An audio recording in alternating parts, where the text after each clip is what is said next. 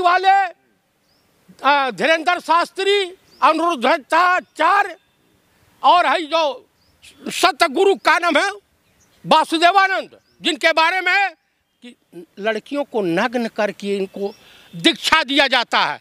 श्याम मीरा सिंह की रिपोर्ट है, पत्रकार हैं, अगर वो रिपोर्टिंग किए हैं, खोजी पत्रकार हैं, तो जरूर कुछ उसमें कुछ सच्चाई होगी।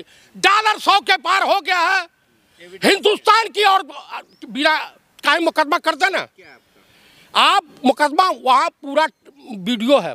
इस तरह से बाबा को बदनाम नहीं कर सकते। मैं नहीं कर रहा हूँ भाई, मैं भी कह दूंगा, आप भी सप्लाई करते हैं। मैं नहीं कर, पत्रकारों कुछ भी बोल दूंगा। आप बोलिए। उन्होंने एविडेंस के साथ, अगले ने अगर सोशल मीडिया पे घूम रहा है तो विदाउट एविडेंस सबूत दिया। हाँ दिया होगा, आपने देखा ना? हमने देखा। आप सनातन को बदनाम कर रहे हैं। मैं सनातन को हम बदनाम काहे करने जाए भैया?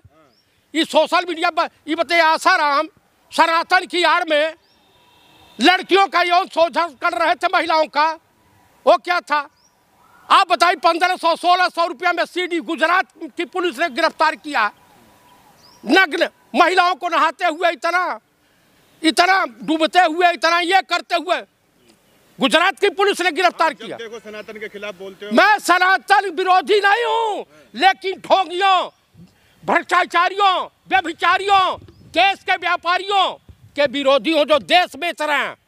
और नरेंद्र मोदी, देखिए सुनिए, हमारे राजनीतिक गुरु पूर्व प्रधानमंत्री स्वर्गीय चंद्रशेखर जी ने कहा था, जब मॉडर्न फूड बेकरी को अरुण शौरी ने बेच दिया था अटल जी की सरकार में, तो चंद्रशेखर जी खुले मंच से पार्लियामेंट में कहा था कि गुरुदेव, हमारे पूर्वांचल में ये कहावत है कि बाप की सजोई हुई धरती या संपत्ति को अगर बेटा बेचता है तो उसे नालायक और नकारा कहा जाता है।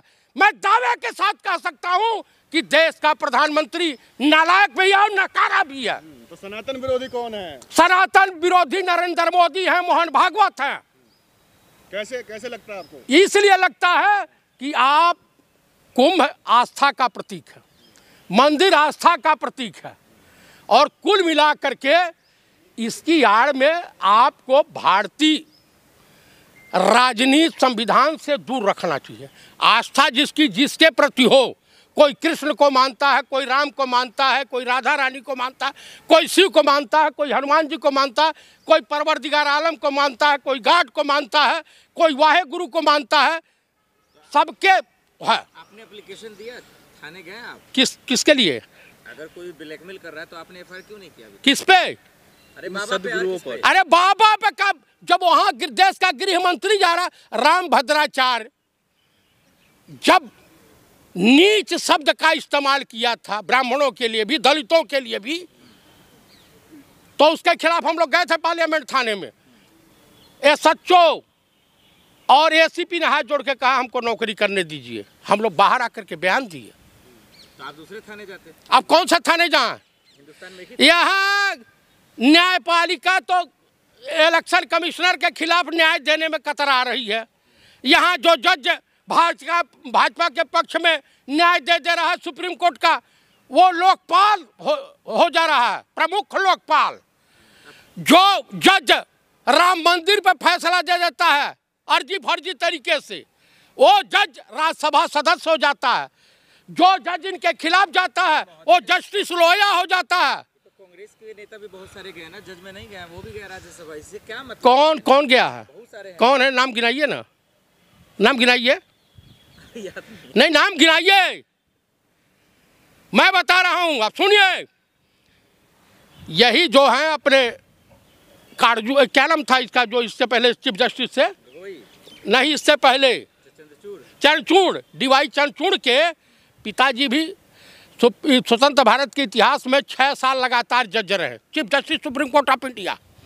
इंदिरा जी के रिजीम में इंदिरा जी ने कहा कि मुझे एक महिला सुप्रीम कोर्ट में जज की आवश्यकता है। तो जानते हैं साउथ इंडिया से एक मुस्लिम महिला जज काबिल मिली तो उनको यहाँ स्थापित किया गया। तो कुल मिलाकर के मैं यही कहूँगा कि देश की स्थिति परिस्थिति, देश लगभग आर्थिक रूप से बर्बाद हो चुका है, गुलाम हो चुका है। और अगर विपक्ष की पार्टियां, विपक्षी दल अगर एक नहीं रहे वैसे तो नीतीश बाबू का उनके बेटे ने तो तमाम अपना रोना रो ही लिया। इनको तो बता रहा है कि लाडले बोल सकते हैं या कुछ भी बोल सकते हैं मोदी जी, क्योंकि गठबंधन में है। तो कहा लालू प्रसाद जी के बारे में कहा वो तो मेरे अंकल हैं।